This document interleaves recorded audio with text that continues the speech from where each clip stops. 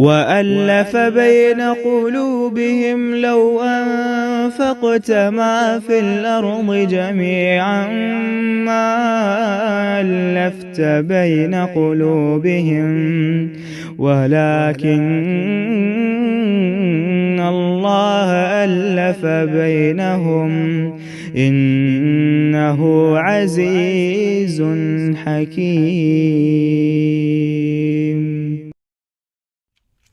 आगे आयत 148 से 153, किसी की हिदायत से मायूस न होइए, ये है टॉपिक इसका। वत्तख़ज़ कौम मूसा मिन बअदिही मिन खुलिय्यिहिम इजलन जसदन लहू खुवार, और मूसा अलैहिस्सलाम की कौम ने इनके बाद अपने जेवरों का एक बछड़ा माबूद ठहरा लिया जो एक कालिब था जिसमें एक आवाज़ थी। क्या उन्होंने ये ना देखा कि वो इनसे बात नहीं करता और ना कोई राह बतलाता था? इसको उन्होंने माबूद करार दिया और बड़ी बेइंसाफ़ी का काम किया। देखिएगा 148 में लफ्ज़ वला यहदीहिम सबीला, ये है हिदायत के एतबार से आपकी एक और आयत।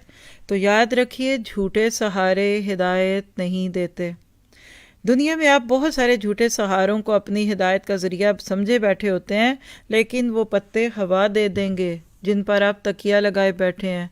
अल्लाह ही है जिसका दामन पकड़िए। तो कहिए या हादी इहदिनी, ए हिदायत पे लाने वाले, तो मुझे हिदायत दे दे।